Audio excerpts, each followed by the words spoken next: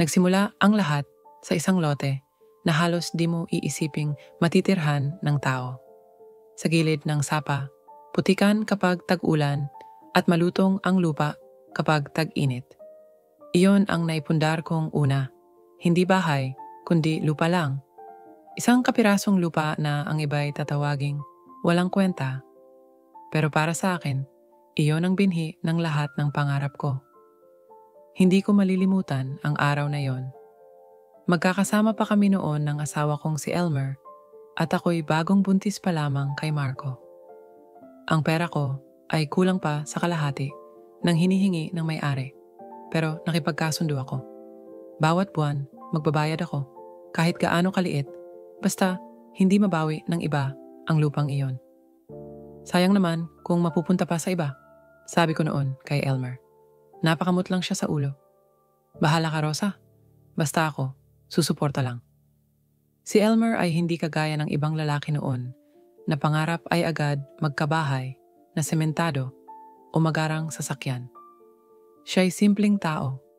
Basta may bubong at makakain ang pamilya, kontento na siya. Pero ako, hindi ko kayang manatili sa ganoong pangarap lamang.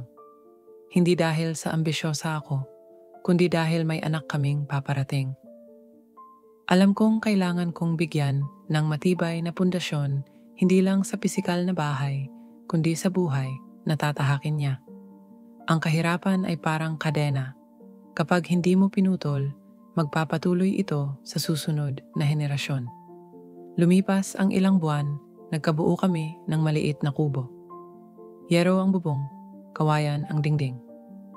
Sa gabi, naririnig namin ang huni ng kuliglig at ang pagaspas ng hangin sa kawayan. Minsan, kapag malakas ang ulan, tumutulo sa loob at nagsisiksikan kaming tatlo sa isang gilid. Nakatakip ang kumot sa basang bahagi ng sahig. Pasensya ka na, anak, bulong ko kay Marco kahit alam kong hindi pa niya ako maintindihan. Balang araw, hindi mo mararanasan ng ganito. Si Elmer naman, tuwing madaling araw, aalis para maghanap buhay.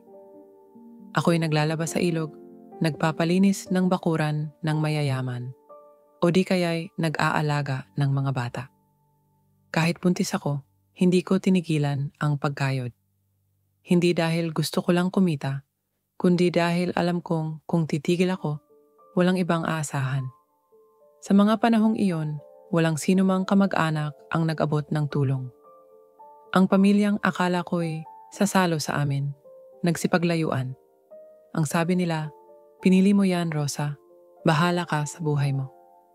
At iyon ang una kong natutunan sa buhay. Kapag ikaw ay nasa ilalim, kaunti lamang ang talagang magmamalasakit. Lumipas ang taon, lumaki si Marco. Natuto siyang maglakad sa putikan, marunong umakyat sa puno ng mangga, at kahit mahirap ang buhay, hindi ko hinayaang mawalan siya ng pag-asa. Nang siya'y mag-aaral na, isinama ko siya sa paglalaba. Habang ako'y kumakayod, nagbabasa siya sa lilim ng puno. Naalala ko pa kung paano niya ginugupit ang pagiging ina ay hindi lamang pagbibigay ng pagkain, ng damit, o ng bahay. Isa itong walang katapusang pangako na ikaw ay magbibigay kahit wala ka nang maibigay. Na ikaw ay magtitiis kahit hindi na kaya ng katawan, at higit sa lahat, ikaw ay magmamahal kahit pa ang minamahal mo ay nakalimot na sa kahulugan ng pagmamahal. Iyon ang pangako ko kay Marco mula pa noong araw na isinilang ko siya. Noong bata pa siya, marupok ang katawan niya. Ilang beses ko siyang isinugod sa health center dahil sa lagnat na hindi bumababa. Nagkatigdas siya na halos ikamatay niya noong 3 taong gulang pa lamang siya. Sa bawat gabing hindi ko alam kung aabot pa siya sa umaga, nandoon ako sa tabi niya, nagdarasal habang pinupunasan ko ang kanyang noo ng malamig na basahan. Diyos ko, kung kukunin mo siya, kunin mo na rin ako, bulong ko noon. Pero sa bawat pagdilat ng kanyang mga mata, alam kong hindi pa tapos ang laban namin. Nang siya ay magsimulang pumasok sa paaralan, wala akong pambili ng bagong uniforme. Nakikisuyo ako sa mga kapitbahay para sa lumang uniform ng kanilang mga anak. Hindi ikinahiya ni Marco ang kanyang suot. Ma, hindi naman sa damit sinusukat ang katalinuhan, sabi niya minsan. Sa murang edad, marunong na siyang umunawa sa hirap ng buhay namin. Tuwing may proyekto siya sa paaralan na may bayad, nagsasakripisyo ako ng 1 o 2 kainan para lang maibigay iyon. Kapag hindi pa rin sapat, nag-aalok akong maglinis sa bahay ng kanyang guro kapalit ng bayad. Noong nasa ika-6 na baitang siya, nagkaroon ng paligsahan sa pagsulat sa Filipino. Si Marco ang nanalo. Ipinagmalaki ko iyon sa buong barangay, kahit ang premyo lang ay sertipiko at 1 libro. Sa aking puso, iyon ay isang tropeyo ng aming mag-ina. Patunay na ang aming paghihirap ay may bunga.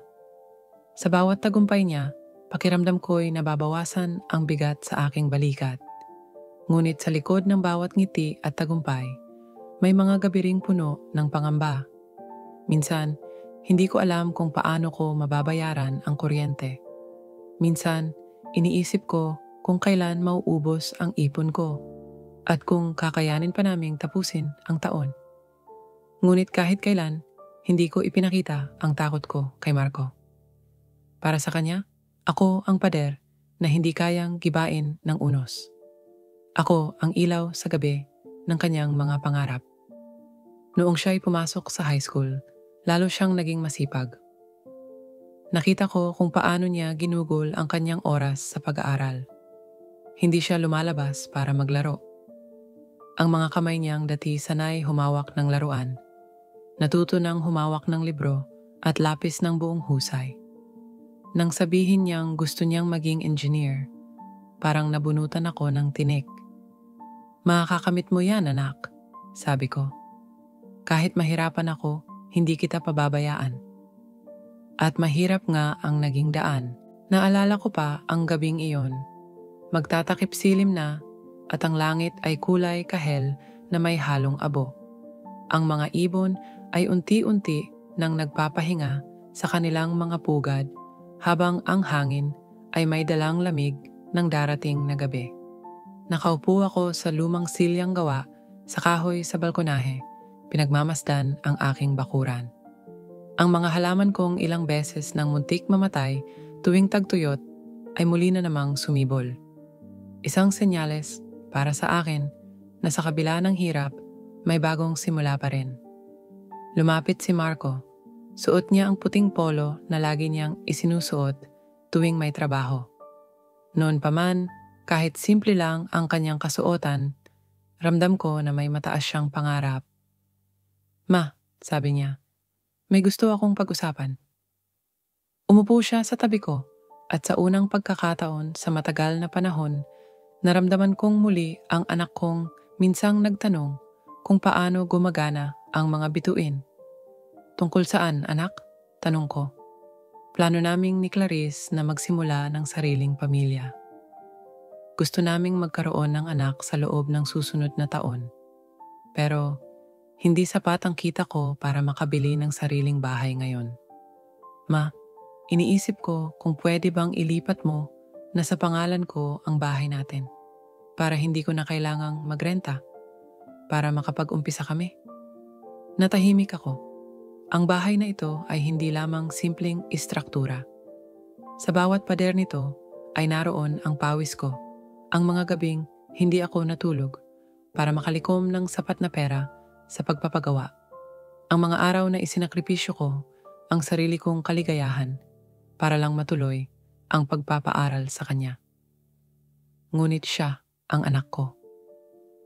At sa bawat desisyong ginawa ko sa nakaraan, ang tanging layunin ko ay ang kanyang kapakanan. Anak, sabi ko matapos ang ilang sandali. Matagal ko nang pinag-iisipan yan. Alam kong hindi ko madadala ang bahay na ito sa kabilang buhay. Sa'yo rin naman ito mapupunta balang araw. Tinapik ko ang kanyang kamay. Kung makakatulong ito sa'yo at kay Clarice na makapagsimula ng panibagong kabanata, ililipat ko na ang titulo. Nagliwanag ang mukha niya Salamat, Ma. Pangako, iingatan ko ang bahay na ito. Hindi mo pagsisisihan ang desisyong yan. Ang mga salitang iyon ay parang musika sa aking tainga. Sa tagal ng panahon na pinangarap kong marinig mula sa kanya, ang pasasalamat at pagkilala, heto na. Sa gabing iyon, natulog akong may ngiti sa labi. Iniisip na ang lahat ng aking paghihirap ay nagbunga. Kinabukasan, pumunta kami sa munisipyo. Tinulungan kami ng isang abogado na kilala ko mula pa noong ako'y nagtatrabaho bilang sa bawat umaga nadarama ko ang unti-unting paglamig ng tahanang dati pugad ng pagmamahal at pag-asa.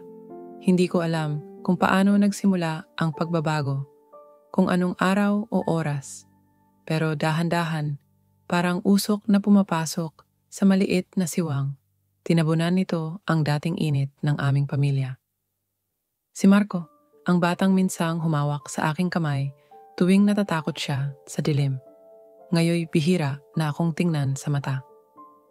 Ang kanyang mga sulyap ay puno ng pag-aalinlangan, minsan pa nga'y pag-iwas. Si Clarice naman na noong unay nakangiti tuwing papasok sa bahay, ngayoy parang dumadaan na lamang sa sarili niyang mundo, bitbit ang cellphone at nakatuon ang pansin sa mga bagay na hindi ko na nauunawaan. Noong una, iniisip ko na baka ako lang ang nagiging sensitibo. Baka dahil nagkakaedad na ako, kaya ako'y nagiging mas mapansin sa maliliit na bagay. Pero hindi. Hindi ko maikakaila ang katotohanan. Minsan, habang naghuhugas ako ng pinggan, narinig ko si Clarice na nagsalita sa kusina habang kausap ang isa sa kanyang kaibigan sa telepono. Ang hirap naman ni Mama Rosa. Luma na ang pag-iisip. Ayaw pang makisabay sa pagbabago. Kung ibenta na lang yung bahay, makakabili pa kami ng kondo malapit sa BGC. Nanlamig ang mga kamay ko. Ang bula ng sabon na bumabalot sa aking mga daliri ay biglang nawala. Para akong natulala sa pagkakatayo ko roon. Hindi ako makagalaw. Hindi ako makapaniwala na ang babaeng minsang humalik sa pisngi ko bilang tanda ng respeto at pagmamahal ay siya ring nagmumungkahi na alisin ako sa bahay na pinaghirapan ko. Hindi ko sinabi kahit kanino ang narinig ko. Nanatili akong tahimik. Isiniksik ko sa aking puso ang sakit at nagdasal na sanay magbago ang isip nila. Ngunit sa halip na pagbutihin ang pagtrato nila sa akin, lalo pang naging halata ang kanilang paglayo. Sa hapagkainan, kung dati magkakasabay kaming kumakain at nagkukwentuhan, ngayon ay magkakaibang oras na kami kung kumain. Si Marco at Clarice ay madalas kumakain sa labas o nagpapadeliver ng pagkain. Ako na lang ang natitirang ang gabi ay tila naging mas mahaba kaysa dati.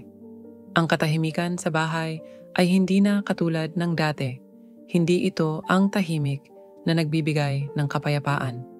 Sa halip, ito ay katahimikan na may dalang bigat. Bigat ng hindi nasasabing mga salita, ng mga lihim na plano, ng mga paglayong hindi na kailanman mababalikan. Sa bawat pagpikit ko sa gabi, naririnig ko ang mga yapak ni Marco at Clarice sa sahig na kahoy. Minsan, nag-uusap sila ng pabulong. Minsan, ang yabag lang ni Marco ang maririnig ko. Tila naglalakad na parang hindi mapakali.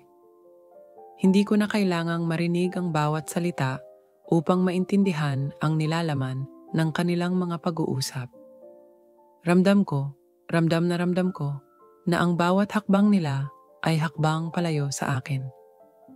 Kapag sumilip ako mula sa pinto ng aking maliit na silid, makikita ko si Marco na nakaupo sa sofa, hawak ang laptop, binabasa ang mga email mula sa broker. Minsan, nakikipag-chat siya. Kaya nating tapusin ito bago matapos ang buwan, narinig kong sabi niya minsang madaling araw. Mas madali kung hindi na makikialam si Mama. Ang mga salitang iyon, bagamat mahina, ay nag-iwan ng dagok sa puso ko. Hindi ko na siya kayang lapitan upang tanungin kung bakit niya ako itinuturing na sagabal. Sa halip, bumabalik ako sa aking kama, niyayakap ang lumang unan na minsang ginamit ni Marco noong siya'y bata pa. Amoy na lamang ng lumipas ang natira roon. Para bang kahit ang amoy ng pagiging bata niya ay naglaho na rin, kasama ng kanyang dating pagkatao. Sa mga gabing iyon, hindi ako basta natutulog. Inaayos ko ang mga lumang dokumento ko. Ang titulo ng bahay, ang birth certificate ni Marco, ang mga lumang larawan. Hindi ko alam kung bakit, pero ramdam ko na kailangan kong paghandaan ang isang pagbabago. Hindi ako sigurado kung ito ba ay pag-alis, paglalaban, o pagbitaw. Basta ang alam ko, kailangan kong maging handa. May isang gabi, habang ang ulan ay bumubuhos ng malakas sa labas, napalingon ako sa lumang larawan na nakasabit sa dingding. Ang larawan naming mag-ina, kuha noong nagtapos si Marco sa elementarya. Nakasuot siya ng maliit na toga. Hawak niya ang kanyang diploma at nakangiti siya sa akin na parang ako ang buong mundo niya. Hindi ko napigilan ang pagdaloy ng luha ko. Hindi ko matanggap na ang batang iyon, na minsang nangakong aalagaan ako pagdating ng panahon, ngayon ay nagbabalak akong paalisin sa bahay na pinaghirapan kong itayo para sa kanya. Bakit? Ano ang naging pagkukulang ko? Pinilit kong intindihin. Marahil nadala siya ng kagustuhang umangat sa buhay. Marahil si Clarice ang nagtulak. O marahil, sa paglipas ng panahon, nabuo sa kanyang isipan na ang kanyang ina ay hindi na bahagi ng kanyang pag-angat, kundi isang pabigat. Isang madaling araw, bumangon ako ng hindi inaasahan. Hindi ako mapakali. May kakaibang kabas si Clarice. Ang babaeng minsang nagpakilala sa akin na may ngiting parang sinag ng araw. Tita Rosa, ako po si Clarice. Masaya akong makilala kayo, ang bungad niya noong unang dinala siya ni Marco sa bahay. Nakasuot siya noon ng isang simpleng blusa at maong. Magaan siyang magsalita, magiliw tumingin. Sa una kong tingin, akala ko'y siya na ang katuwang na matagal ko nang hinihiling para kay Marco. Isang babaeng hindi lamang magiging asawa niya, kundi magiging anak ko rin sa puso. Sa una, iyon nga ang ipinakita niya. Tuwing linggo, tinutulungan niya akong magluto. Tita, gusto niyong ako na po ang maghiwa ng gulay? Minsan pa nga, siya ang naghuhugas ng pinggan pagkatapos kumain. Ang mga bulaklak na hindi ko na natatandaan kung kailan huling dinala sa bahay. Bigla na lang lumilitaw sa mesa. Para po kay Mama Rosa, sabi niya kay Marco. Natatawa-tawa lang. Naniwala ako. Bakit hindi? Wala akong dahilan para magduda. Sa tagal ng panahon, naghintay akong magkaroon ng anak na babae. Akala ko, dumating na sa katauhan ni Clarice. Ngunit gaya ng maraming bagay sa buhay, ang mga nakikita ng mata ay hindi palaging katotohanan. Unti-unti, nagsimulang magbago ang ihip ng hangin. Mula sa pagiging magiliw, naging mapuna si Clarice. Tita, hindi na po ata uso ang ganyang upuan. Mas bagay siguro kung palitan natin ng modernong style. Tita, baka po dapat baguhin na rin natin ang curtains. Mas maganda kung minimalist. Hindi ko agad pinansin. Iniisip ko, baka gusto lang niyang mapabuti ang bahay. Bata pa siya, sanay sa mga modernong bagay. Nagparaya ako. Pinalitan namin ang kurtina. Pinahiram ko pa siya ng ipon ko para makabili ng bagong mesa at upuan, ngunit hindi doon nagtapos. Unti-unti, ang kanyang mga mungkahi ay naging mga utos. Tita, pakilinisan po ang likod bahay. Mahirap mag-parking kapag madumi. Tita, baka pwede pong lumipat kayo sa kwarto sa baba para hindi na kayo nahihirapang umakyat. Parang hindi na siya nakikiusap kundi nagdedesisyon. At si Marco, imbes na pangunahan ang kanyang asawa sa paggalang sa akin, tumango na lang. Hindi siya nagsalita. Hindi siya nagtanggol. Hindi ko inakalang darating ang panahon na sa bahay na itinayo ko mula sa wala, Ako mismo ay magiging isang panauhin. Hindi ko sukat akalain na sa mga silid na minsan ay boses ko ang nagbibigay ng buhay. Pag-awit sa duyan ni Marco, pagbati ng magandang umaga, o simpleng kwentuhan sa gabi, ang aking tinig ay tuluyan ng mawawala. Ang dating tahanan ay naging estrangherong lugar kung saan ang bawat yapak ko ay tila isang paglabag. Ang bawat salita ko'y hindi na hinihintay kundi iniwasan. Minsan habang nagwawalis ako sa sala, narinig kong sinabi ni Clarice sa isang kaibigan niya, "Si Mama Rosa, nandyan pa rin siya." Hindi namin masabing umalis kasi baka isipin ng mga tao na pinabayaan namin siya. Pero sa totoo lang, kung siya'y aalis na lang sana, mas magiging maayos ang lahat. Hindi ko sila hinuli sa akto. Hindi ko sila kinumpronta. Wala akong sinabi. Minsan, ang katahimikan ay higit na mas makapangyarihan kaysa salita. Ngunit sa loob ko, ang bawat katagang iyon ay parang binabagsakang muli ang aking puso ng mga bigat na dati ko nang tiniis. Hindi ko alam kung bakit ako nanatili. Marahil dahil umaasa pa rin ako na magbabago ang ihip ng hangin. Na ang anak kong si Marco, kahit na abala sa mga bagong plano, ay maalala ang mga gabing siya'y umiiyak at ako ang nagpapatahan sa kanya. Na maalala niya ang tuwing uuwi siyang sugatan mula sa paglaro at ako ang naglalagay ng betadine sa kanyang galos. Na maalala niyang ako ang laging nagbubukas ng ilaw tuwing siya'y natatakot sa dilim. Pero mukhang wala nang natitirang alaala sa kanya. Sa bawat galaw niya at sa bawat pagtingin, isa na lang akong bahagi ng lumipas. Hindi na ako ina. Isa na lang akong nakaraan na nais niyang itago.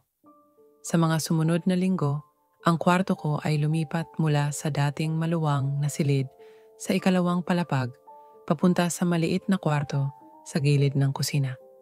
Sabi ni Clarice, para hindi na kayo mahirapan umakyat. Hindi ko na siya pinigilan. Alam kong hindi iyon tungkol sa kaginhawaan. Isa iyong paraan upang mailayo ako sa sentro ng bahay. Sa sala, sa hapagkainan, sa mga lugar kung saan madalas silang tumatanggap ng mga bisita. Ang kwarto ay maliit. Halos kasya lang ang isang single bed at isang maliit na kabinet. Ang bintana ay nakaharap sa bakuran kung saan dati naglalaro si Marco noong bata pa siya. Ngayon ang bakurang iyon ay puno na ng mga bagong tanim ni Clarice. Mga halaman na hindi ko nakilala. Minsan sa gabi, naririnig kong nag-uusap sina Marco at Clarice habang nagkakape sa sala. Kailan natin masasabi kay Mama Rosa? Sa bawat pagsikat ng araw, pinapaalalahanan ko ang sarili ko na ako'y isang ina. At ang ina, sa kabila ng lahat ng pagdurusa, sa kabila ng lahat ng pagkalimot ng kanyang mga anak, ay nananatiling matatag. Hindi dahil siya'y mahina at kailangang magtiis, kundi dahil ang kanyang pagmamahal ay mas malalim pa kaysa sakit. Pero sa totoo lang, hindi ko na alam kung pagmamahal pa ba ang nagtutulak sa akin upang manatili sa bahay na ito, o kung ito'y naging isang laban na para sa aking sariling dangal. Ang bawat araw ay naging pagsubok. Ang mga simpleng bagay na dati bahagi lang ng pang-araw-araw na pamumuhay ngayon ay naging paalala kung gaano na ako nakalimutan at naisantabi. Tuwing umaga, bumabangon ako ng maaga upang magwalis sa bakuran. Dati si Marco ang kasama ko sa gawaing iyon. Habang nagwawalis ako, siya'y naglalaro. Kinukwento ang mga pangarap niyang maging engineer. Ngayon, nag-iisa na ako. Ang kanyang tinig ay hindi ko na naririnig maliban na lamang kapag siya'y may ibinibigay na utos o paalala na hindi ko dapat makialam sa usapan nila ni Clarice tungkol sa bahay. Minsan, habang nagluluto ako ng almusal, si Clarice ay dumaan sa kusina. Hindi na siya nagtatanong kung ano ang niluluto ko gaya ng dati. Sa halip, binuksan niya ang refrigerator at naglabas ng ready-to-eat meal. Tita Rosa, hindi niyo na po kailangang magluto. Bumili na kami ng pagkain, sabi niya, na parang ako'y kasambahay na sumusobra sa aking tungkulin. Hindi ko ipinakita na nasaktan ako. Patuloy akong nagluto. Hindi dahil kailangan pa nila ang pagkain ko, kundi dahil iyon ang natitira kong paraan upang maramdaman kong may halaga pa ako sa bahay na ito. Tuwing gabi, sa maliit kong silid, hawak ko ang rosaryo na minana ko pa kay nanay. Sa bawat butil, isang dasal ang aking binibigkas. Hindi dasal para baguhin si Marco o si Clarice. Hindi dasal para sa pagbabalik ng dati naming samahan. Dasal iyon na bigyan ako ng lakas na harapin ang bawat araw ng may dignidad. Na kahit hindi na ako mahal ng aking anak sa paraang dati, hindi ko makalimutan kung sino ako. Isang madaling araw, habang tahimik ang buong bahay, nagising ako sa tunog ng pag-uusap nina Marco at Clarice sa sala. Nabenta na ba ang mga luma nating gamit? Tanong ni Clarice. Oo, sagot ni Marco. Pero kailangan na rin nating seryosohin si Mama Rosa. Hindi pwedeng magtagal pa. Magagalit ang buyer kung hindi agad malilipat ang pagmamay-ari. Nakakaabala na talaga siya, sabi ni Clarice. Tila hindi pa rin niya maintindihan na panahon na para siya'y magparaya. Umiling ako sa dilim ng aking kwarto. Hindi nila alam kung gaano ako nagparaya. Hindi nila alam kung gaano karaming pagkakataon ko silang pinatawad. Hindi nila alam kung ilang gabi akong umiiyak ng tahimik habang sila'y mahimbing na natutulog, iniisip kung saan ako nagkulang bilang ina. Alam kong sa mata nila, isa na lamang akong sagabal, isang hadlang sa kanilang pag-unlad. Pero hindi nila alam na bawat hakbang na kanilang tinatahak ay itinayo sa pundasyong ako ang naglatag. Kung may karapatan man sila sa pag-unlad na iyon, ako rin. Hindi dahil sa papel o sa titulo ng bahay, kundi dahil sa dugo at pawis na inilaan ko upang marating nila ang kinalalagyan nila ngayon. Sa mga sumunod na araw, tuloy-tuloy ang kanilang pag-aasikaso sa pagbebenta ng bahay. Ang broker ay dumadalaw na halos linggo-linggo. Tila nakalimutan na nila na ako'y naroon pa. Kapag may prospective buyers, sinasabihan nila akong huwag munang lumabas ng silid o kung hindi man, lumabas ng bahay upang hindi maistorbo ang usapan. May isa pang pagkakataon na habang naglalakad ako sa bakuran, nakasalubong ko ang broker kasama ang isang mag-asawang tumitingin sa bahay. Ay, kayo po pala si Mama Rosa, bati ng babae. Napakaganda po ng pagkakayari ng bahay. Siguro po marami na kayong alaala rito. Ngumiti ako, pilit, habang tinitingnan si Clarice na biglang nagbago ang ekspresyon ng mukha. Oo, sagot ko, bawat pader nito, bawat sulok ay may kwento. Hindi na ako nagsalita pa. Alam kong hindi iyon ang pagkakataon upang ibunyag ang totoo. Hayaan ko silang magpatuloy. Hayaan ko silang magplano. Sa likod ng bawat galaw nila, alam kong may pader akong hindi nila kayang gibain. Ang reversion clause. Isang gabi, nadatnan ko si Marco sa sala. Mag-isa siya. Nakaupo at nakatulala. Hindi ko alam kung ano ang iniisip niya, pero halatang hindi siya mapakali. Nilapitan ko siya. Anak, sabi ko, kamusta ang trabaho? Tumingin siya sa akin, at sa unang pagkakataon matapos ang mahabang panahon, nakita kong may pag-aalinlangan sa kanyang mga mata. Hindi ko alam kung tama pa ang ginagawa namin. Napabuntong hininga ako. Marco, anak, hindi ko kailanman ginusto na mahirapan ka. Hindi ko rin ginusto na maging pabigat sa inyo. Pero sana maintindihan mo, ang bahay na ito ay hindi lang simpleng ari-arian. Bahagi ito ng pagkatao ko. Bahagi ito ng pagkatao mo. Tumango siya, pero hindi na nagsalita pa. Maya-maya, bumalik si Clarice mula sa labas. Nang makita niya kaming nag-uusap, agad siyang nagsalita. Marco, Nasaan na yung kontrata? Kailangang pirmahan bago pa magbago ang isip ng buyer. Tumayo si Marco, iniwasan ang aking tingin at sumunod sa asawa niya. Sa gabing iyon, muling tumulo ang mga luha ko. Hindi dahil sa takot na mawala ang bahay, kundi dahil sa takot na tuluyan ko nang mawala ang anak kong minsang nangakong hinding-hindi ako iiwan. Pero hindi pa ako bibigay. Ang pagtitiis ko ay hindi kahinaan. Isa itong pagpipigil, isang paghihintay sa tamang panahon upang ipaglaban ang karapatang matagal ko nang isinuko alang-alang sa pagmamahal. At alam kong malapit na ang oras na iyon. Malapit na. Sa kabila ng katahimikan at ang pag-aakalang ako'y nagparaya na, sa ilalim ng bawat dokumento at bawat pirma, may lihim akong iningatan, ang lihim na magiging sandigan ko sa panahong lahat ay tila mawawala.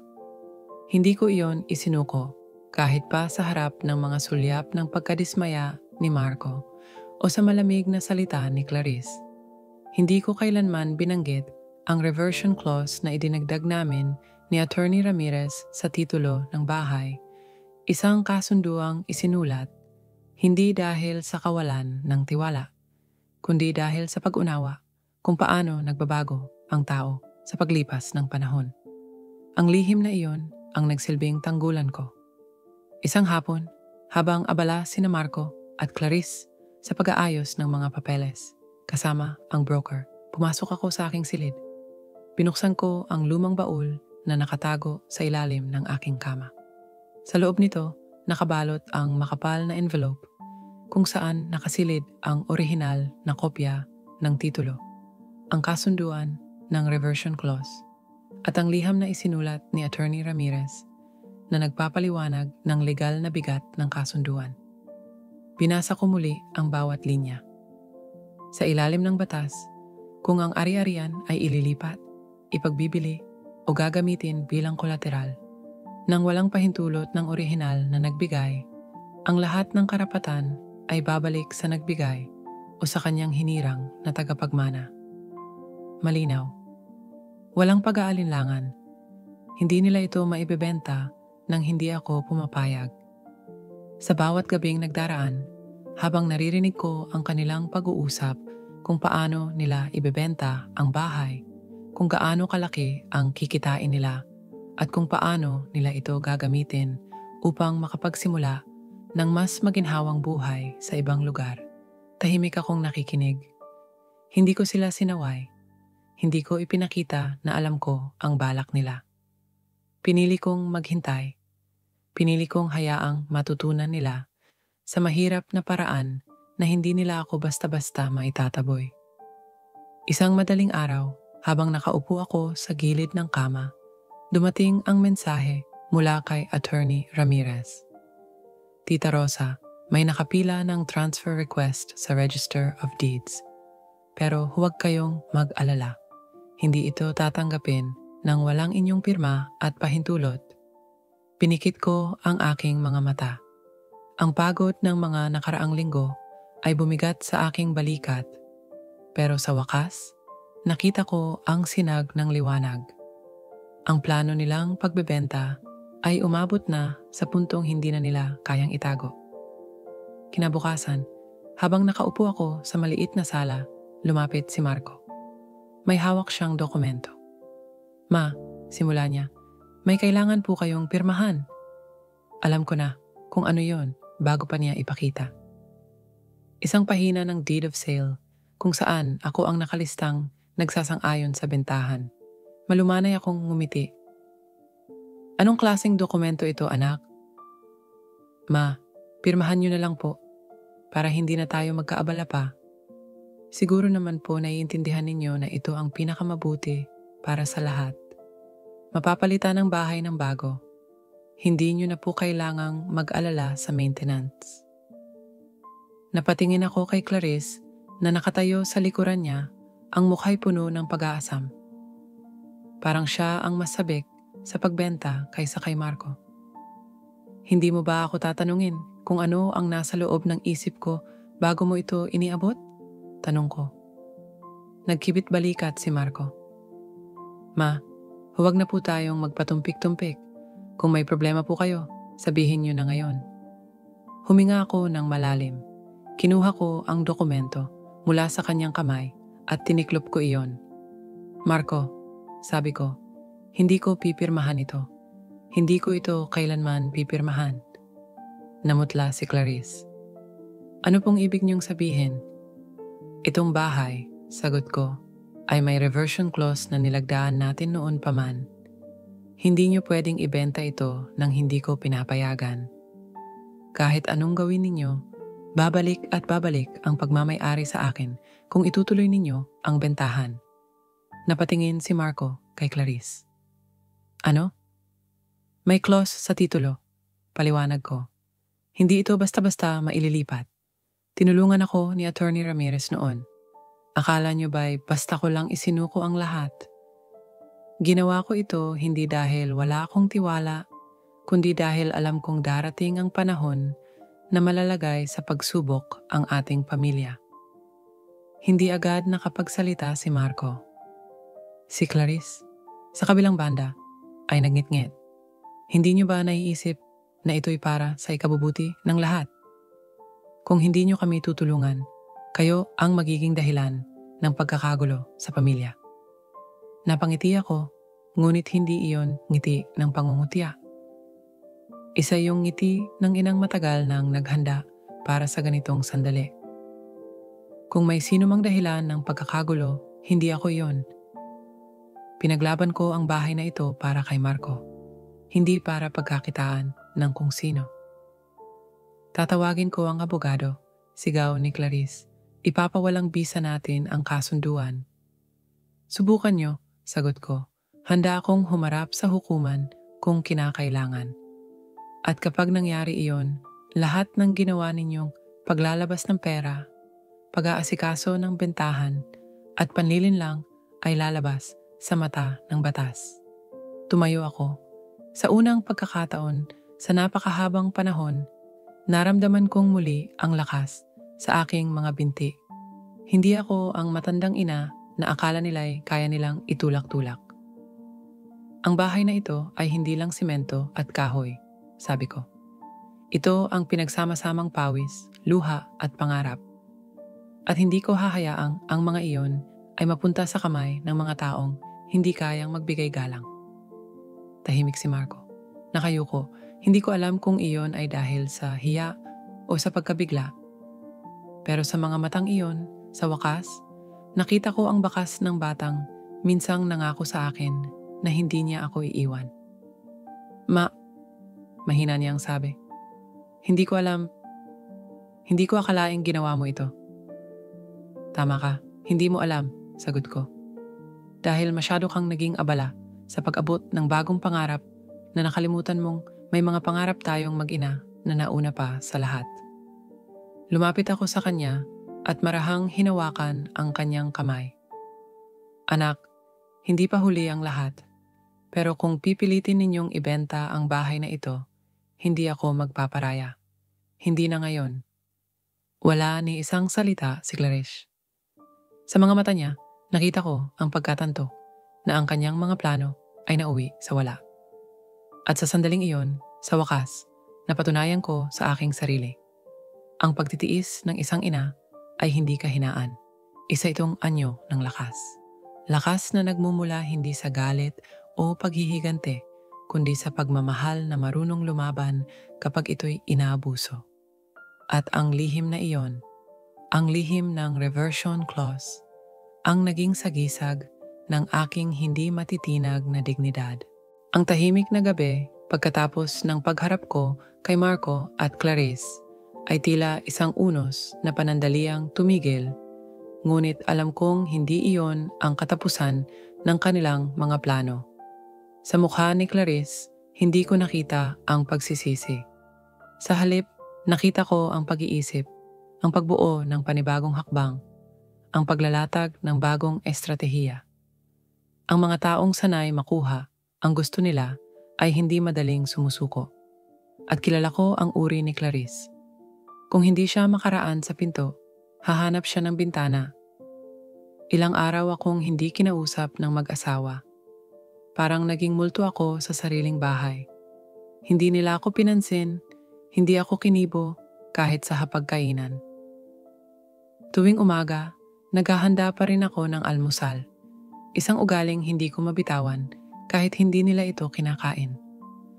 Sa bawat paglalagay ko ng kanin at ulam sa mesa, tinatanong ko ang sarili, bakit ko pa ba ginagawa ito? Ngunit ang sagot ay malinaw. Hindi para sa kanila, para sa sarili ko. Dahil ako'y nanatiling ina at kahit kailan, hindi ako susuko sa pagiging ako. Isang araw, habang nagdidilig ako sa bakuran, napansin kong may bumisita na namang broker. Hindi na siya yung una kong nakita. Bagong mukha, bagong ngiti, bagong pag-asa para kina Marco at Clarice na maipagbili pa rin ang bahay kahit malinaw ang sinabi ko na. Tinawag siya ni Clarice sa likod ng bahay. Hindi nila alam na naririnig ko ang kanilang pag-uusap. Madam Clarice, kung ayaw talaga pumirma ng nanay ng asawa mo, baka pwede nating gawin itong special case, sabi ng broker. May mga paraan para ma-pressure siya o mapilitan. Anong paraan? Tanong ni Clarice na may malamig na katahimikan sa tinig. Pwede nating gamitin ang argumento na siya'y hindi na mentally competent. Matanda na rin po siya. Kung may doktor na magpapatunay, baka maipawalang bisa ang reversion clause. Alam kong may abogado kayong kilala. Nanlamig ako. Hindi ko alam kung magagalit ako o matatawa sa kapal ng kanilang mukha. Hindi nila ako kayang talunin sa legalidad. Kaya ngayon, ang sarili kong kakayahang mag-isip at magdesisyon ang kanilang pagdududahan. Parang binuhusan ako ng malamig na tubig mula ulo hanggang paa. Ang anak kong pinalaki ko, ngayon ay isasakripisyo hindi lang ang bahay, kundi ang dignidad ko bilang tao. Kinagabihan, habang nagluluto ako ng sinigang, isa sa mga paborito ni Marco nung bata pa siya, lumapit siya sa kusina. Ma, sabi niya, hindi makatingin ng diretsyo. May kailangan akong sabihin. Huwag mo nang sabihin, sagot ko. Narinig ko na. Nanlaki ang mata niya. Ma, hindi ko alam. Narinig ko kayong dalawa ni Clarice. Ang plano ninyong ipa-assess ang mental competence ko. Ang gawin akong parang baliw para lang maipagbili ang bahay. Namutla si Marco. Hindi siya makasagot. Sa likod niya si Clarice, nakatayo, nakataas ang kilay, na parang walang ginawa kundi igiit ang kanyang karapatan. Ma, sabi ni Clarice, hindi naman po namin gustong saktan kayo. Pero minsan kailangan gawin ang mahirap na desisyon para sa ikabubuti ng lahat. Ikabubuti niyo, sagot ko, hindi ng lahat. Tita Rosa, patuloy niya, kailangan niyong tanggapin na tapos na ang panahon ninyo. Ang bahay na ito ay pwede nang gawing puhunan para sa mas magandang kinabukasan ni Marco ng magiging anak namin. Hindi ba't mas mabuti kung magagamit na ang bahay kaysa sa manatiling alaala lang ng nakaraan? Nag-init ang dugo ko, hindi dahil sa mungkahi, kundi sa kapal ng kanilang mukha. Hindi na lang ito usapin ng pera o ng bahay. Isa itong usapin ng prinsipyo, ng pagrespeto sa isang ina, sa isang matandang babae na ilang dekada nang nagbigay, nagsakripisyo, nagpakumbaba. Clarice, sabi ko, akala mo siguro ang mga ina ay basta-basta sumusuko. Akala mo siguro sa pagtanda namin nawawala ang karapatan naming pumili kung saan kami titira, kung paano kami mabubuhay. Hindi lahat ng matatanda ay mahina. Hindi lahat ng hindi modernong mag-isip ay wala ng halaga. Tumingin ako kay Marco. At ikaw, anak, akala ko kahit pa nagbago ka, hindi mo ako kayang itapon na parang basura. Umiling siya. Nangingilid ang luha. Ma, hindi ko ginusto ang lahat ng ito. Nahikayat lang ako. Hindi ko alam kung naniniwala pa ako sa kanya. Hindi ko na rin alam kung kaya pa ba naming buuin ang sirang relasyon namin bilang mag-ina. Pero alam ko ang isang bagay. hindi ko hahayaang mawala sa kanila ang leksyon ng lahat ng ito. Bumalik ako sa aking kwarto at tinawagan si Attorney Ramirez. "Attorney," sabi ko, "handa na akong magsampa ng paunang paalala. Gusto kong ipadala ang legal notice sa kanila. Hindi ko sila paalisin sa bahay pero gusto kong maramdaman nila na hindi nila ako kayang paalisin." "Handa na ang dokumento," sagot niya. "Sa oras na dalhin ko ito bukas, wala na silang ibang magagawa kundi sumunod sa batas." Kinabukasan, dumating si Attorney Ramirez. Kasama niya ang isang ahente mula sa opisina ng Register of Deeds at isang opisyal na kinatawan mula sa barangay. Inabot niya kay Marco at Clarice ang notice. Ang anumang pagtatangka na ibenta ang bahay nang walang pahintulot ni Ginang Rosa ay labag sa batas. Ang reversion clause ay may bisa at hindi maaaring mapawalang bisa nang walang due process. Anumang pananakot o pagsasampa ng kasong mental incompetence ay maaaring ituring na elder abuse na may kaakibat na kriminal na pananagutan. Natigilan si Clarice. Hindi siya nakapagsalita. Si Marco, nakayuko, hindi makatingin sa akin. Parang nawala ang lahat ng yabang at tiwalang pinakita niya noong mga nakaraang linggo. "Ma," sabi niya mahina, "hindi ko alam na ganito kalaki ang magiging gulo." "Anak," sagot ko, "hindi ko ito ginusto. Pero kung ito lang ang paraan para matutunan ninyo ang kahulugan ng respeto at dignidad, handa akong gawin ang lahat." Sa mga mata ni Clarice, nakita ko ang galit at pagkabigo. Hindi siya sanay matalo. Pero sa pagkakataong ito, hindi siya ang may hawak ng alas. Ako ang may hawak ng bahay. Ako ang may hawak ng prinsipyo. Ako ang may hawak ng katotohanan. At higit sa lahat, ako ang may hawak ng karapatan na hindi kailanman nila kayang bawiin. Ang gabi matapos maihatid ni Attorney Ramirez ang legal notice ay hindi ko inakalang magiging ganoon katahimik. Walang iyakan, walang sigawan, ni isang mahinang protesta mula kay Clarice. Wala ring paliwanag o paghingi ng tawad mula kay Marco. Sa halip, ang buong bahay ay tila naging simboryo ng katahimikan. Isang uri ng katahimikan na hindi nagbibigay ng kapayapaan, kundi nagsasaad ng panibagong yugto ng labanan. Alam kong hindi pa tapos ang lahat. Ang pagbibigay ng legal notice ay simula pa lang. Hindi iyon ang magiging katapusan. Kilala ko si Clarice. Hindi siya susuko ng ganoon kadali. At kung mahina ang loob ko, maaaring madala ako sa kanyang mga susunod na hakbang. Ngunit hindi na ako ang dating si Rosa. Hindi na ako ang inang tumititig sa pinto habang pinapakinggan ang mga lihim na usapan sa sala. Hindi na ako ang tahimik na tagamasid. Ako ngayon ay ang babaeng naghanda. Noong gabing iyon, inilabas ko muli ang lahat ng aking mga dokumento, ang titulo, ang kasunduan ng reversion clause, ang sulat ni Attorney Ramirez, pati ang mga resibo ng lahat ng ipinundar ko sa bahay. Lahat ng ito ay inilagay ko sa isang matibay na folder. Hindi lang para sa akin, kundi para sa posibilidad na kailangan ko itong ipakita sa korte kung itutuloy nila ang banta nilang ilalaban ako sa legalidad. Pinag-isipan kong mabuti ang susunod kong hakbang. Hindi sapat na maghintay lang akong umatake sila. Kailangan kong maging isang hakbang na mas maaga. Kinaumagahan, nagpunta ako sa opisina ni Attorney Ramirez. Bitbit ko ang mga dokumento. Sa kanyang lamesa, inilatag ko ang lahat. "Attorney," sabi ko, "gusto kong magpatuloy sa pag-file ng Notice of Adverse Claim sa titulo.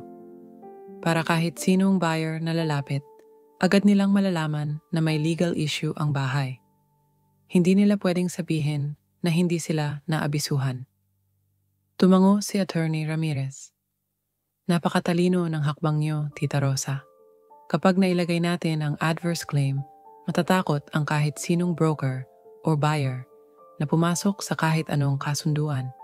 Hindi nila basta-basta mapipilit ang bentahan. At isa pa, dagdag ko, gusto kong maghanda ng sulat para sa Homeowners Association. Para kung sakaling subukan nila akong paalisin sa pamamagitan ng social pressure o mga pekeng reklamo, may alam na ang buong komunidad na ako ang tunay na may karapatan sa bahay. Napakagaling nyo, Tita Rosa. Hindi ko inakala na may ganito kayong lakas. Napangiti ako, hindi dahil sa papuri, kundi dahil sa pag-alala kung paano ako nagbago mula sa ina na laging nagpaparaya sa isang inang natutong lumaban.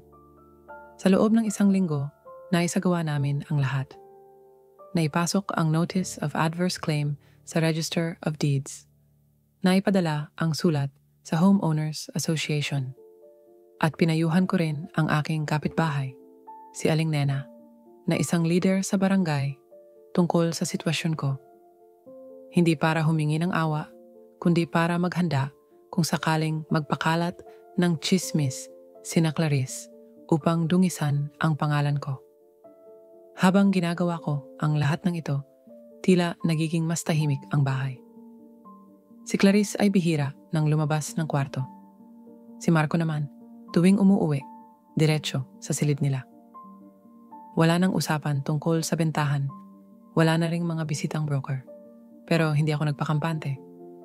Alam kong ang katahimikan ay hindi laging nangangahulugan ng pagsuko. Isang gabi, nadatnan ko si Marco na nakaupo sa sala, nag-iisa, hawak ang lumang litrato naming mag-ina noong siya'y bata pa. Mahina niyang sabi, "Patawad." Hindi ako agad nakapagsalita. Hinintay ko siyang magpatuloy. Hindi ko sinasadyang umabot tayo sa ganito. Hindi ko akalaing magiging ganito kahirap. Umupo ako sa tabi niya. "Anak, hindi ko ginustong marating natin ito. Pero minsan, kailangan nating lumaban, hindi lang para sa ari-arian, kundi para sa prinsipyo. Hindi mo naintindihan noon kung bakit ko inilagay ang kondisyon sa titulo. Akala mo siguro, hindi kita pinagkakatiwalaan." Tumango siya, hindi makatingin sa akin. Ang totoo, ginawa ko yon dahil alam kong darating ang panahon na mapapalibutan ka ng mga taong magtutulak sa'yo para talikuran ang pinagmulan mo. Hindi ko ginusto iyon, pero hindi ko rin pinili na maging bulag. Biglang lumabas si Clarice mula sa kwarto. "Marco, hindi mo kailangang makipagdrama. Hindi pa tapos ang laban. May abogado akong kakausapin bukas." Tiningnan ko siya. "Kung gusto mong dalhin ito sa korte, handa ako. Pero siguraduhin mong kaya mong panindigan ang gagawin mong paninira, hindi lang sa akin, kundi sa sarili mong asawa." Nag-iba ang ekspresyon ni Clarice.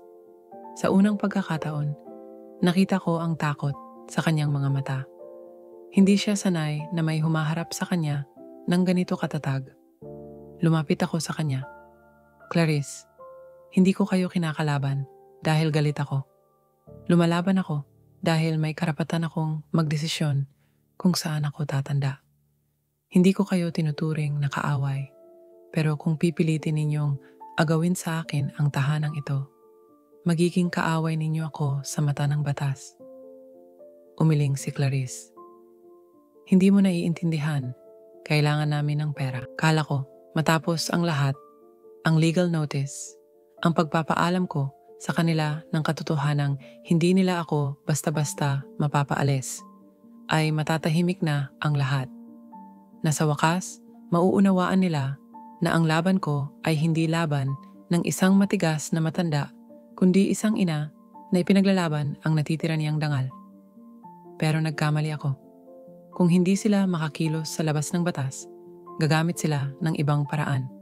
Ang pagpilit sa akin na ako mismo ang kusang aalis. Nagsimula ang lahat sa maliliit na bagay.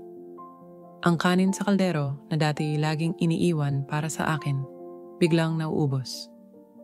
Kapag tinatanong ko si Clarice, sagot niya ay, "Hindi ko alam, Tita Rosa.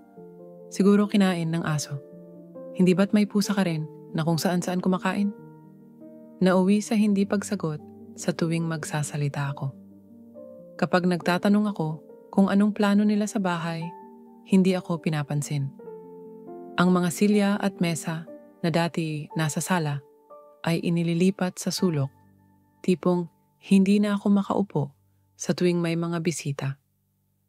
Kapag may mga darating, sinasabihan ako ni Clarice, "Tita, baka pwedeng sa kwarto na lang muna kayo. Mahirap kasing magulo ang usapan namin." Ang mga panauhin nila, mga bagong kaibigan, mga negosyanteng hindi ko kilala, tinitingnan ako na parang alalay, hindi ina. Hindi ko na naririnig ang Mama Rosa. Ako na lang si siya. Sa bawat araw, parang lumiit ang mundo ko. Ang bahay na minsang naging kanlungan ko ay naging parang hawla. Isang gabi, habang naghuhugas ako ng pinggan, narinig kong nagsalita si Clarice sa telepono. Hindi na uubra ang legal route. Sobrang komplikado. Pero kung hindi siya aalis, hindi kami makakaalis din. Kailangan na siyang mapilitang lumipat. Hindi ko na kaya ang ganitong setup. Nakakahiya sa mga kaibigan ko. Ang tinig niya'y hindi galit. Hindi rin matigas. Lamig. Lamig na parang yelo. Na parang ako'y hindi tao, kundi problema lang na kailangang solusyonan. Kinabukasan, nagising ako at nakita kong nilipat nila ang refrigerator sa gilid ng dining area. Nang binuksan ko ito, wala ni isang pagkain na maaaring kainin ko. Wala ni itlog, ni gulay, ni tinapay. Puro ready-to-cook meals na hindi ko kayang lutuin dahil wala akong sariling microwave. Nang tanungin ko si Marco, ngumiti lang siya, walang sigla. "Ma, baka pwede kang bumili ng sarili mong pagkain. May tindahan sa kanto." Ang kahihiyan ay parang batong nakapatong sa dibdib ko. Hindi ko inasahan na si Marco, ang batang minsang umiiyak, sa tuwing hindi ko siya maipagluto ng paborito niyang sopas, ngayon ay magsasabing, ako'y mag-isa ng bahala sa sarili ko. Bumili ako ng konting pagkain. Inilagay ko sa lumang cooler, sa ilalim ng kama ko. Parang isang boarder na nangungupahan sa sariling bahay. Ang bawat hakbang ko sa kusina ay parang paghingi ng paumanhin. Kapag naupo ako sa sala, nararamdaman ko ang sulyap ni Clarice. Isang tinging nagsasabing, wala ka ng lugar dito. Dumating ang araw na direkta na nila akong kinausap. "Ma," sabi ni Marco, nakatayo sa gitna ng sala habang si Clarice ay nakasandal sa pinto ng kanilang kwarto.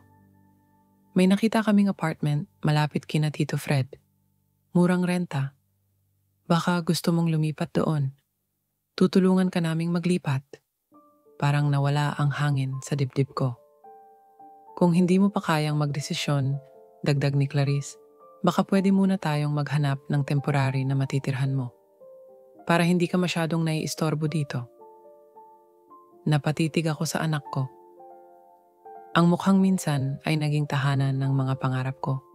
Ang batang minsang nagtanong kung bakit umiiyak ang ulan sa gabi, kung saan ako minsang sumagot, dahil ang ulan, katulad ng mga tao, minsan kailangan ilabas ang bigat sa dibdib. Ngayon siya mismo ang bumibigkas ng mga salitang minsan ko nang kinatatakutan. "Anak," mahina kong sabi, "ayaw mo na ba akong makasama?" Tumingin siya sa sahig. "Ma, hindi ko sinasabi iyon. Pero mahirap ang sitwasyon ngayon. Para sa lahat ito. Para sa lahat." Isang pariralang ginagamit ng mga gustong pagtakpan ang sariling interes. Sa sandaling iyon, napagtanto kong hindi ko na kayang makipag-usap pa. Ang anumang paliwanag ko ay hindi maririnig. Ang anumang pakiusap ko ay hindi mauunawaan. Hindi dahil ako'y mahina, kundi dahil pinili na nilang hindi makinig. Sa gabing iyon, muling nilabas ko ang mga dokumento. Nilagay ko sa ibabaw ng mesa ang folder na may lamang titulo, reversion clause, at ang sulat mula kay Attorney Ramirez. Naisip ko, baka panahon na. Hindi ko na kailangang maghintay sa kanilang huling hakbang. Pero bago ko pa man maisakatuparan ang susunod kong plano, isang bagay ang nangyari na hindi ko inaasahan. Makalipas ang 3 araw, Habang nasa palengke ako upang bumili ng kaunting gulay, may lumapit sa akin na lalaki. Nakasuot ng maayos na damit, may hawak na clipboard. "Magandang araw po. Kayo po ba si Ginang Rosa?" "Opo," sagot ko. "May kaba sa dibdib." "Ako po si Atior Valdez. Kinasuhan po kayo ng anak ninyo at ng kanyang asawa. Petition for Declaration of Incompetency." Parang gumuho ang mundo ko. Nais po nilang ideklara kayong hindi na makapagdesisyon ng maayos sa sarili niyong ari-arian, dagdag niya. Ang kamay kong may hawak ng bayong ay nanginig. Ang mga gulay na dapat sana'y hapunan ko'y nalaglag sa lupa. Hindi ko alam kung paano ako nakauwi.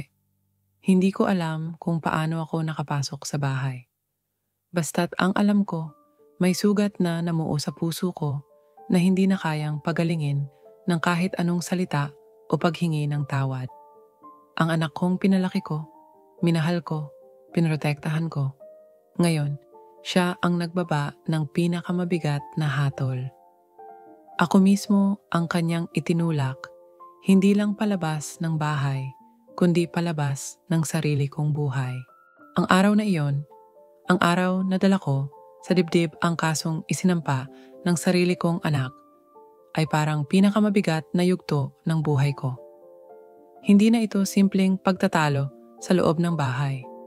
Hindi na ito usapin kung sino ang dapat magdesisyon sa tahanang itinayo ko. Isa na itong digmaan kung saan ang taya ay hindi lang ang bahay, kundi ang aking kakayahan, ang aking pag-iisip, ang aking karapatan bilang isang tao. At ang pinakamasakit, ang naglunsad ng digmaang iyon ay hindi ibang tao, kundi ang anak kong minahal ko nang lampas pa sa sarili ko.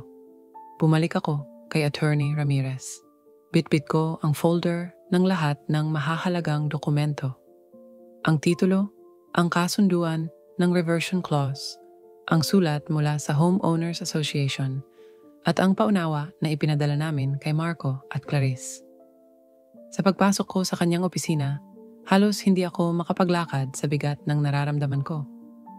"Attorney," mahina kong bungad, "dumating na ang inaasahan natin." Pinaupo niya ako. "Alam ko, Tita Rosa. Nakausap ko na rin ang abogado ng kabilang panig. Alam kong mabigat ito, pero hindi kayo dapat matakot." Hinaplos ko ang lumang rosaryo sa aking bulsa. Hindi ako natatakot para sa kaso, Attorney. Natatakot akong tuluyan ko nang nawala ang anak kong si Marco. Umiling siya. "Minsan, kailangang dumaan tayo sa pinakamadilim na gabi bago sumikat ang umaga. Handa na tayo. Labanan natin ito ayon sa batas." Inisa-isa niya sa akin ang magiging proseso. Ang unang hakbang ay sagutin ang petisyon. Ipapakita namin na ako ay may kakayahang magdesisyon. Ang pangalawa, maghahain kami ng counter petition kung saan ipapakita naming ang kasong isinampa laban sa akin ay isang uri ng pang-aabuso sa nakatatanda, elder abuse, na may mabigat na kaparusahan sa ilalim ng batas. "Handa ba kayong tumistigo, Tita Rosa?" tanong ni attorney. Tumango ako. Handa na ako, hindi para patunayan na kaya ko pang magdesisyon, kundi para patunayan na hindi ako basta-basta kayang tapakan ng sinuman. Kinabukasan, bumalik kami sa notaryo upang maghain ng judicial affidavit, isang salaysay kung saan isinalaysay ko ang buong kwento mula sa araw na itinayo ko ang bahay, sa mga taon ng pag-aalaga kay Marco, hanggang sa paglagay ko ng reversion clause na ngayon ay sinusubukan nilang balewalain. Habang binabasa ko ang aking salaysay, bawat salita ay parang sugat na muling nabubuksan. Ako si Rosa de la Cruz. Sa loob ng 3 dekada, itinaguyod ko ang tahanang ito, hindi lang para sa sarili ko, kundi para sa anak kong si Marco. Sa kabila ng kahirapan, binuo ko ang bahay na ito mula sa pawis at sakripisyo. Hindi ko kailanman inisip na darating ang panahon na ang sarili kong anak ang magtatangkang agawin sa akin ang lahat ng itinayo ko. Ang desisyong ilagay ang reversion clause sa titulo ay ginawa ko hindi dahil sa kawalan ng tiwala, kundi dahil sa pag-unawa na darating ang panahon na maaari akong mapagsamantalahan kahit pa ng mga taong pinakamamahal ko. Hindi ako mahina, hindi ako baliw. Ako ay isang ina na ipinaglalaban ang kanyang karapatan at dignidad. Matapos ang paglagda ko, pinapirma rin si Attorney Ramirez at ang notaryo bilang saksi. Handa na tayo, sabi ni Attorney. Sa susunod na linggo, magkakaroon ng preliminary hearing. Doon natin ilalantad ang lahat. Lumabas ako ng opisina na may mabigat pa rin sa dibdib, pero ngayon ay may kasamang determinasyon. Hindi ko na binilang kung ilang luha na ang iniyak ko. Hindi ko na rin inisip kung ano ang sasabihin ng mga kapitbahay o ng mga kaibigan na maaaring makarinig ng kaso namin. Ang tanging iniisip ko na lang ay ang katotohanang hindi ko hinayaan na mawala ang boses ko sa kwento naming mag-ina. Pag-uwi ko sa bahay, nadatnan ko si Marco at Clarice sa sala. Nagulat sila nang makita akong may dalang kopya ng judicial affidavit at ang sagot sa kanilang petisyon.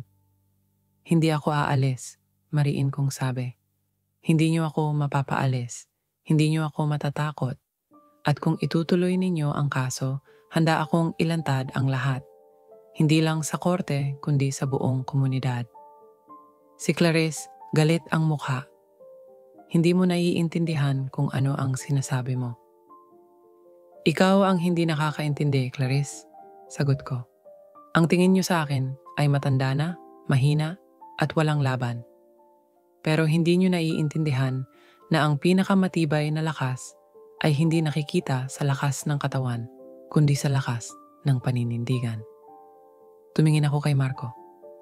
Anak, kahit saan pa umabot ang laban na ito, isa lang ang gusto kong malaman mo. Hindi ko ito ginagawa dahil galit ako. Ginagawa ko ito dahil mahal kita. Pero ang pagmamahal ay hindi dahilan para tapakan ang pagkatao ko. Walang nagsalita. Tahimik silang dalawa. Ang katahimikan na iyon ang pinakamabigat sa lahat ng naramdaman ko. Hindi dahil sa takot, kundi dahil sa sakit ng katotohanang kailangan ko pang ilaban ang sarili kong karapatan sa anak na ako mismo ang nagpalaki. Pero hindi ako umurong. Ako ang magtatanggol sa sarili ko. At sa susunod na linggo, sa harap ng hukuman, maririnig nila ang tinig ng isang inang hindi kailanman pinatay ng panahon, kahirapan o pagtataksil. Dumating ang araw ng preliminary hearing. Sa labas ng korte, habang hinihintay naming tawagin ang kaso, nandoon si Marco nakasuot ng simpleng polo at pantalon. Sa tabi niya, si Clarice, nakadamit ng formal, ngunit sa ilalim ng kanyang maayos, na ayos at pulang lipstick, nakita ko ang tensyon sa kanyang mukha. Sa likod nila, ang kanilang abogado, isang batang lalaki na halatang hindi pa sanay sa ganitong kaso. Ako, nakasuot ng puting blusa at itim na palda. Katabi ko si Attorney Ramirez, hawak ang folder ng mga dokumento. Ang mga palad ko'y pawis na pawis, hindi dahil sa takot, kundi dahil sa bigat ng damdaming alam kong kailangan kong harapin. Ang hukuman na ito ay hindi lang lugar ng hustisya ngayon. Isa rin itong entablado kung saan kailangan kong ilahad hindi lang ang legal na katotohanan, kundi ang kasaysayan ng isang inang ipinaglalaban ang kanyang dangal. Nang tawagin ang kaso, tumayo kami. Ano po ang pagdinig natin ngayong araw? Tanong ng huwes. Tumayo ang abogado ni Marco at Clarice. Your Honor, nais po naming ideklara si Hinang Rosa de la Cruz bilang legally incompetent upang magdesisyon sa kanyang ari-arian. May ebidensya po kami na nagpapakita ng kanyang pagkakalito, kahinaan ng pag-iisip at hindi pagiging makatuwiran sa usapin ng kanilang tahanan. Napalunok ako.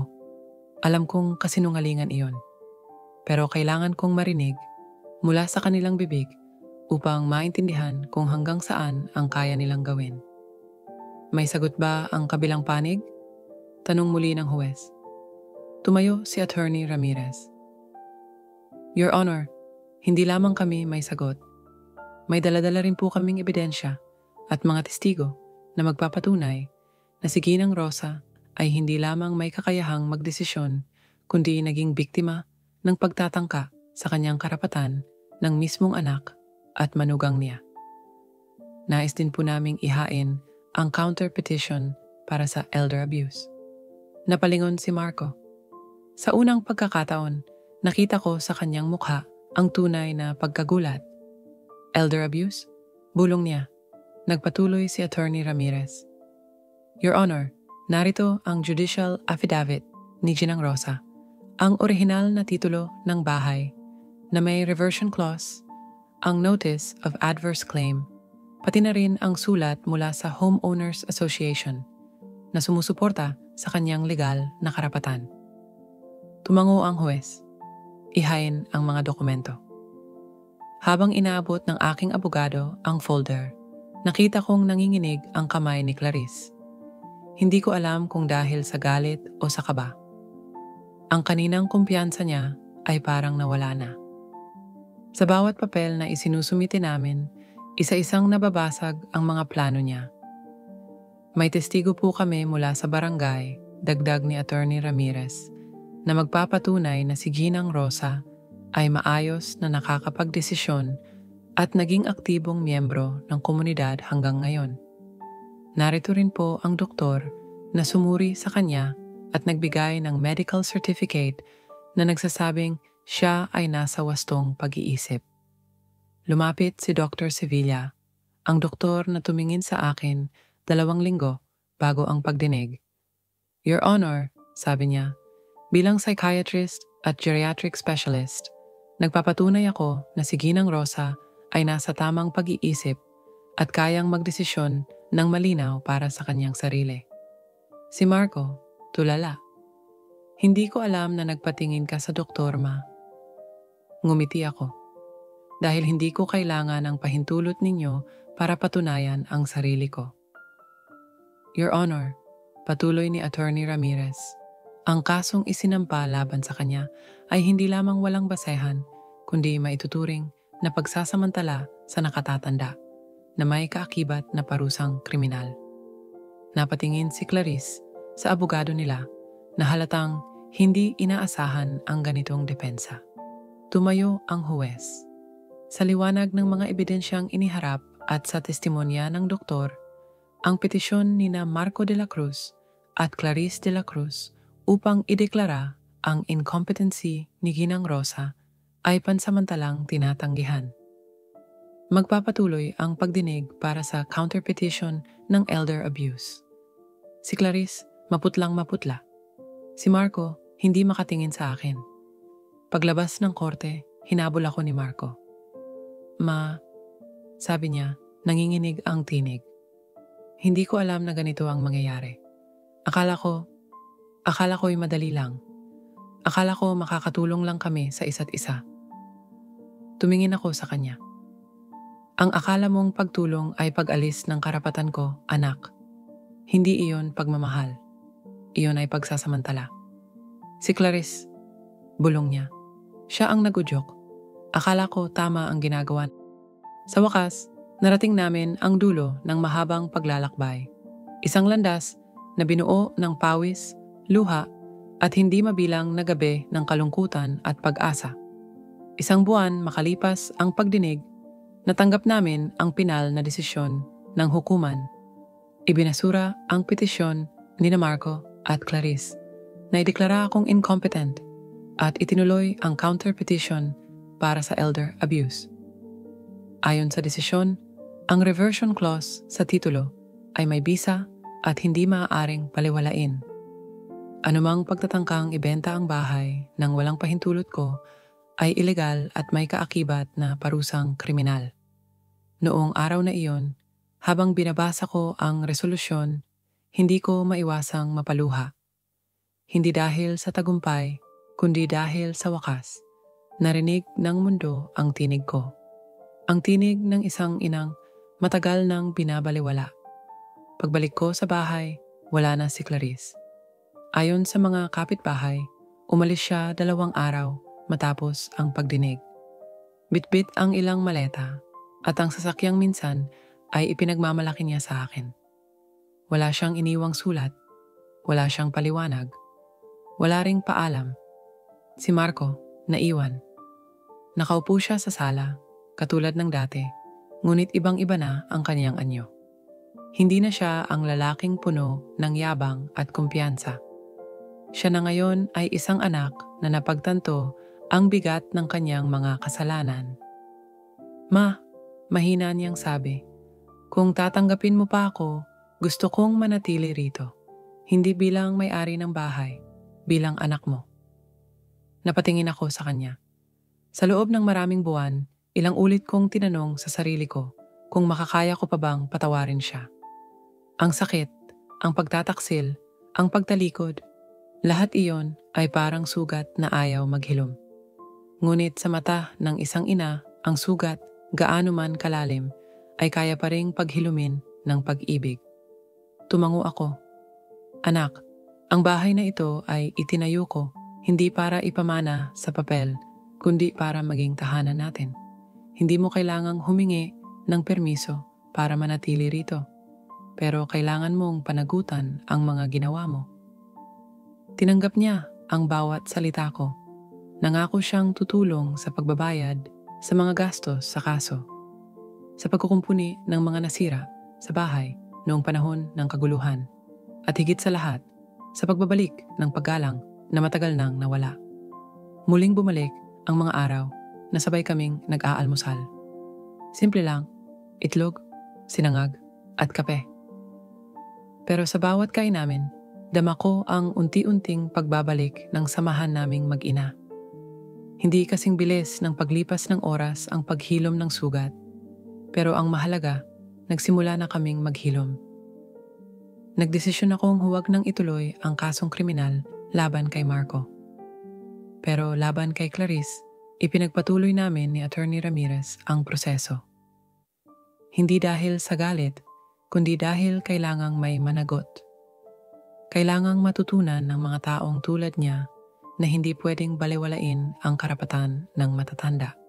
Hindi pwedeng itaboy ang isang ina na buong buhay ay nagmahal at nagsakripisyo. Makalipas ang 6 na buwan, dumating ang desisyon. Si Clarice ay napatunayang may sala sa elder abuse.